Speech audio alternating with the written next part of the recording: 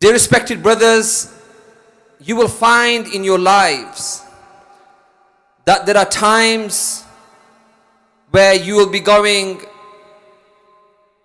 through different stages and phases. Sometimes life will be amazing. Things will be going so fine. Your marriage, your health, your job, your career. And then a few months or years later, you'll be on the other end of the spectrum. You'll be going through difficulties in life. It will be a complete contrast to how things were. And this is the sunnah of Allah subhanahu wa ta'ala. That in our lives, things are not stagnant all the time. There are changes in our lives.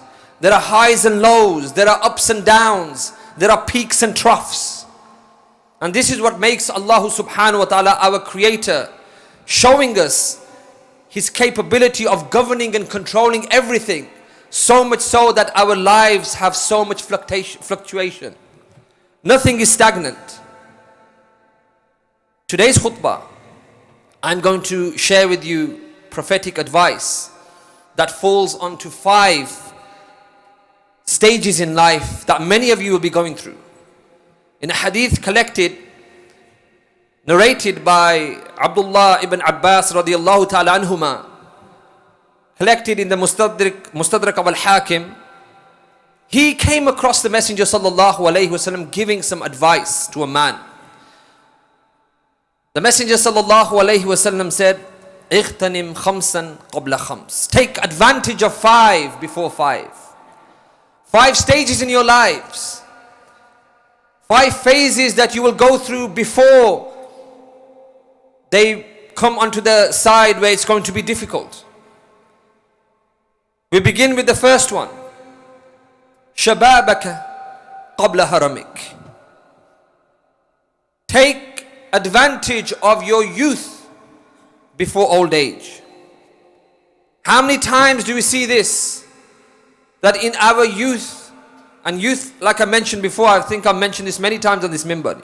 Youth isn't from the age of 18 to 20, 21 and then you're a man. Islamically, you are considered a person from the category of shabab up till the age of 40. The Messenger sallallahu alayhi wasallam is saying, take advantage of your youth, nashat, your energy, your activism, being proactive. Before you hit the age where things are not the same, the energy levels dip. You begin to take your time getting out of bed in the morning. You can't jump out of bed. You're now 50 years of age. The hairs begin to whiten. The journey to the masjid becomes more difficult. You carry a walking stick now. The key question is, what did we do when we were fit and healthy? In our 20s, in our 30s, in our early 40s, some of us, Allah gives us strength to continue till 40 and above. That's the key question. That's why the Messenger sallallahu alayhi wasallam said, one of those who will be shaded under the shade of Allah, under the throne when there will be no shade, is Shabun nasha' fi ibadati rabbi. The youth who dedicated, committed his youth in the path of Allah. That's the first thing we need to look at. Because later on, it's easy when you get to the age of 60, 70 to find a nice spot in the masjid. Put your back against the wall. Oh, I'm 60 now, I'm 70. My wife is saying, come on, get out, go to the masjid. And now you found the masjid. What about from the age of 20? Even before, from the age of puberty, when it becomes mandatory to start praying your obligatory prayers. Where's the connection with Allah? So that is what the Messenger sallallahu alayhi wasallam is saying, that take advantage before you become old. The strength leaves you, your intellect leaves you, and it's too late then. The second, the Messenger sallallahu alayhi wasallam said, which is linked to the first one, sihataka qabla saqamik. Your health before your sickness. And again, Allah has blessed you all with health. That's why you're sitting here. That's why you're in a position to come to the masjid. But how many people now are in hospitals? How many people now would do anything to just stand up and walk? How many people are left paralyzed because of a road traffic accident? How many people can't see? They would do anything just to look at you, brothers sitting here in the congregation. How many people don't have hearing faculty? Allah has blessed you all with health. However, there may come a time in the future, next week, next month, next year, where it could be decreed that Allah will test you through your health. Then you may be sitting on the hospital bed and saying, oh, I wish. Before, when I had the health, I used to spend my time in the shopping malls and the centers. Waste my time. Now I'm bedbound. I wish I could go to the masjid. I've lost my sight. I wish I could open up the Qur'an and read the Qur'an. I can't hear anymore because of whatever reason. I wish I could hear the recitation of the Qur'an by the Imam in the Ramadan prayer. So take advantage. Make that routine. Be consistent. So much so that even if you become ill and you were a person who got up in the morning and you prayed the Fajr prayer, you read Qur'an, that was your normal habit. And when you become ill, the Messenger sallallahu alaihi wasallam said, you still get the reward as though you were continuing with the way when you were healthy. إِذَا مَرِضَ الْعَبْدُ أَوْ سَافَرَ كُتِبَ لَهُ مِثْلُ مَا كَانَ يَعْمَلُ مَقِيمًا صَحِيحًا.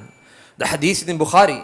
The Messenger sallallahu alaihi wasallam said, when the slave of Allah is either sick or he's traveling, he's away from his normal routine, it is written for him as though he is at home and he is healthy.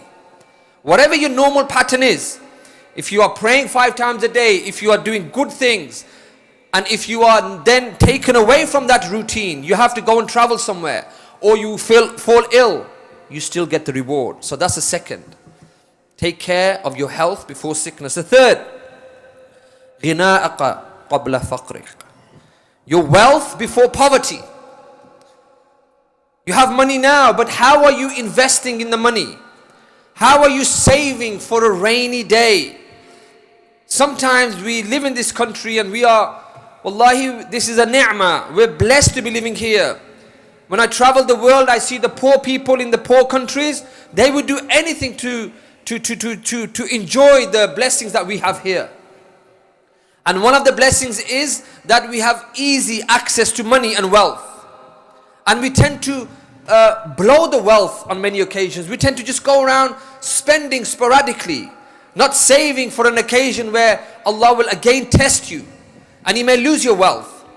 We like to go out every other day and spend 30, 40, 50 pounds taking our families out every other day just on a half an hour meal. I'm not saying it's wrong. It's fine to go once a week, once a month. But if we start splashing all the money all the time and living just to enjoy each day, then what will happen to us on a day when things happen? You know of people who've lost their businesses, who've lost their jobs. So the proactive Muslim is the one who prepares for this. He saves money to the side. Yes, he spends on his family, but he watches economically what he's spending. He doesn't go over the top. Today, I don't feel like cooking. Let's just spend 40 pounds. You know what 40 pounds can get you? Do you know what 30 pounds can get you in a poor country? Do you know what 30 pounds can get you in a place like Yemen? The world's worst humanitarian crisis. 30 pounds will provide a family of 6 to 7 an entire food provision for an entire month. And we will just knock this out, few pizzas, few desserts, £4 drink from Starbucks or whatever Costa. These families, be economical. Think about those people, because that could come to you here as well. The fourth one is فراغك قبل شغلك. Your free time before you become preoccupied. Your time that Allah has blessed you with, that you have 24 hours in a day, everyone has the same. The clock ticks in the same manner for everyone. The seconds drop in the same manner for everyone across the world.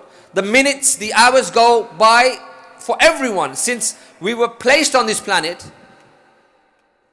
But how do we utilize our time? Again, it's sad to see the advent of technology, we try to utilize, we medicate our boredom with these devices here. Hopefully, inshallah, in the future, I will do a khutbah on these. How they can take away your attention, your spirituality, your time. Where you scroll for 4 or 5 hours a day. Imagine how much time we waste watching the lives of other people go by. Looking at other people's comments. Looking what they've shared. Being passive, sometimes being proactive. Wanting to update every single hour. Just to get that interaction and that validation. Just to get that dopamine hit. And as a result of this, we are spending or wasting our time. Imagine the time you will be asked by Allah subhanahu wa ta'ala. Your feet will not move on the day of judgment and until certain questions will be asked, and one of those questions will be, how did you spend your time? Was it going on Instagram and Snapchat and TikTok and Facebook and YouTube all day? Is that our purpose in life? Where Allah swears by time, wal asr, innal insana lafi khusr. Verily through time, man is in a state of loss. And we affirm that through our actions. We affirm that. And this cuts across the spectrum. I'm not talking about people who are just normal people who come to the masjid. Even people who are du'at. People who are students of knowledge. If they only understood how these things have been created to take away your attention. To take your time. Steve Jobs, who created Apple, he was one of the pioneers. He didn't have a device in his own house because he knew it was going to take your productivity. He said, no device in my house. We will just make the money. We will put profit before anything else. The Messenger sallallahu alaihi wasallam said, نِعْمَتَانِ مَغْبُونٌ فِيهِمَا كَثِيرٌ مِنَ النَّاسِ الصِّحَّةُ وَالْفَرَاغُ. There are 2 blessings that Allah has given us that we deprive ourselves from. 2 blessings. One of them is time and the second is health. Only when we lose time and something happens, I wish I could turn the clock back. Can anyone turn the clock back here? I'd like to see that person. Can anyone go back to 1990? Can anyone go back to the year 2000? Can anyone go back to the year 2015? You can't. So how have we utilized our time? And it brings me on to the final one. حياتك قبل موتك. Your life before your death. Something which is decreed for each and every one of us here. Every person who came onto the planet will have to leave the planet. This is the promise of Allah. كل نفس ذائقة الموت ثم إلينا ترجعون.